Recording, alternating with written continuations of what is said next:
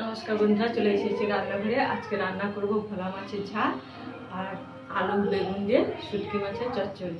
এই যে শুটকি মাছ ধুয়ে লবণ হলুদ ভালো করে গরম জলে ধুয়ে লবণ হলুদ ভালো করে মেখে নিয়েছি।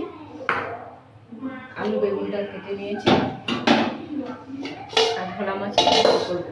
কড়াইটা জ্বালিয়ে নেব, নুনটা।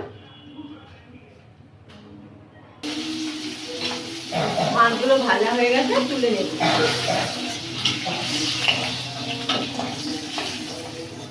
কড়াইতে তেল আছে, আর তেল দেবো না। কালো জিরে ভোলা মাছের ঝালটা করবো। পেঁয়াজ টমেটো ভাজা করে নেব, একসঙ্গে সব দিয়ে দেবো। আলু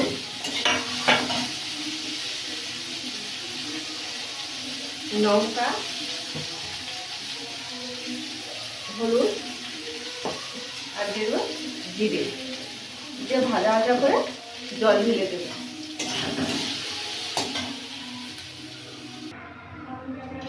আলু দিয়ে ভোলা মাছের ঝালটা হয়ে গেছে, নামিয়ে নেব। কড়াইটা ধুয়ে বসে দিয়েছি, গরম হয়ে গেছে। শুটকি মাছগুলো ভেজে নেব।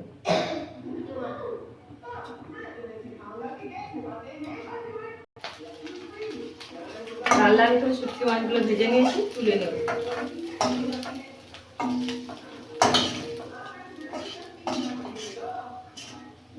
তরকারিটা রান্না করবো। তেল দিয়ে দেবো, 5 ফোড়ন, পেঁয়াজ কুচি,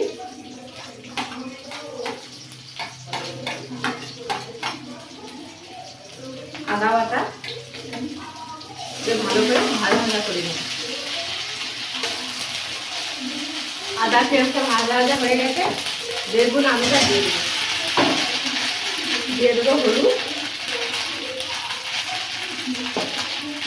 লঙ্কা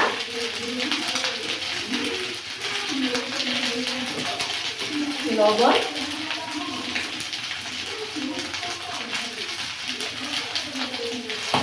আর দিয়ে দেবো জিরে গুঁড়ো। মশলাটা করতে জল দিয়ে দেবো।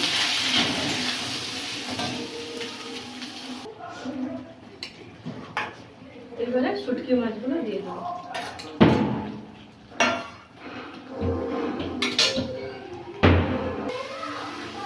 শুটকি মাছের তরকারিটা হয়ে গেছে, নামিয়ে নিয়ে দেখাচ্ছি। শুটকি মাছের চচ্চড়ি আর আলু দিয়ে ভোলা মাছের ঝালটা হয়ে গেছে। তাহলে বন্ধুরা আজকে আসছি, টাটা।